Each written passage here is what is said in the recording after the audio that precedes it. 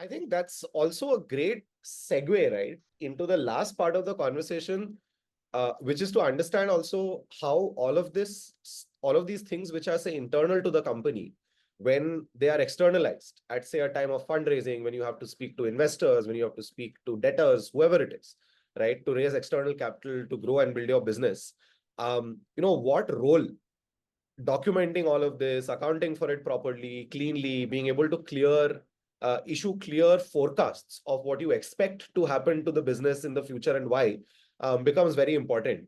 And I think perfect for us to segue into the conversation of fundraising, right? Which you've seen in your role as an operator at a company. You've seen it extensively as an investor with companies, either coming to you for funding for the first time or looking at your own portfolio companies go on to raise capital in future rounds as well. So maybe starting off with a little bit of a more high level question, right? When you want to so we'll maybe break it into two parts. So one aspect is, how does the design of your business, right? The choices that you make in terms of how you operate as a company, right? Whether you're asset light or, you have people on payroll or contracted or various different design choices that you can make for the company. How does that affect, right, the kind of metrics that you might be able to report, right? How do you link design to metrics? And then how do you use this communication around metrics to convince investors of, the potential effectiveness or superiority of how you're maybe running the company, right? And any thoughts around how to communicate this to your investors, right? Like what you're doing operationally on the day to day, how you've designed the business, why does that lead, the linkage between that and superior financial performance, and then being able to communicate those things to external people who are trying to understand the business, value it, decide if they want to put their money into it or not.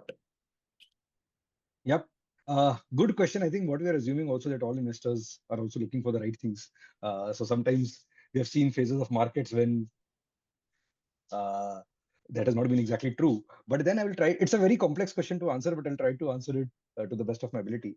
I think this is where strategy, how do you articulate your strategy in terms of metrics becomes important, and how are you measuring that, right? So what is your, I think it is important to have those 2 or 3 North Star metrics to say, you know what, this is what the strategy or the goal of my business is, right?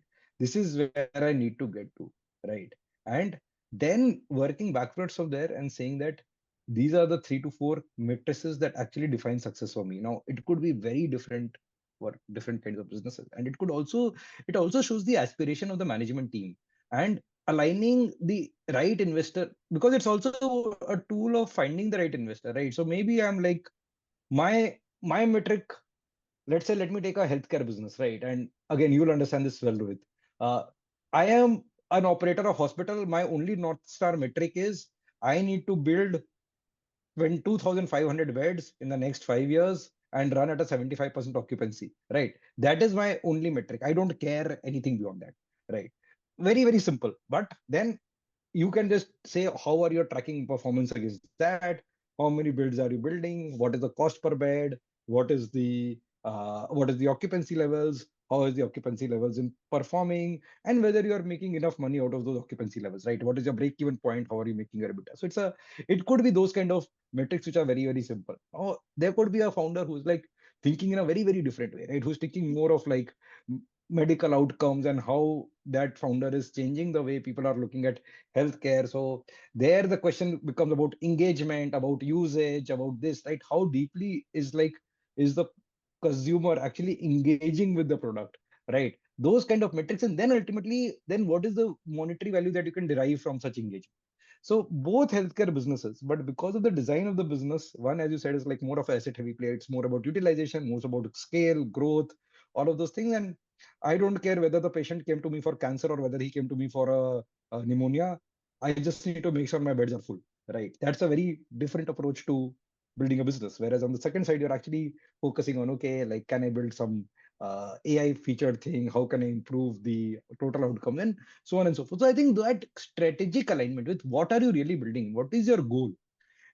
Is actually important, first of all, to know what are you measuring. And just from a finance perspective, I think engagement without monetization has no value, right? Like, okay, Hmm. we could take a very long-term view to it, but then it's difficult to see. You have to do that also. So I'm not saying it's wrong, but then you have to also have a plan that, okay, this much engagement could mean so much monetization. Pure engagement without the ability to monetize at the end of the day, I don't think has too much value, right? So there has to Of be a clear course. plan Of around course. that. But then those are the kind of metrics, right? Say, for example, I met a company recently, very, very clear that while I am doing a lot of things, for me, the core metric is how much energy am I really selling, right? So it becomes very clear that like everything that I'm doing is important, but everything should culminate into this, which is how much energy am I really selling? And is that energy sales going in the right direction? And am I making enough money or those energy sales? Everything that I'm doing is actually to enable sale of energy at the end of the day. And what gives the right to win is because I have found a new way to sell energy and not the old way of selling energy.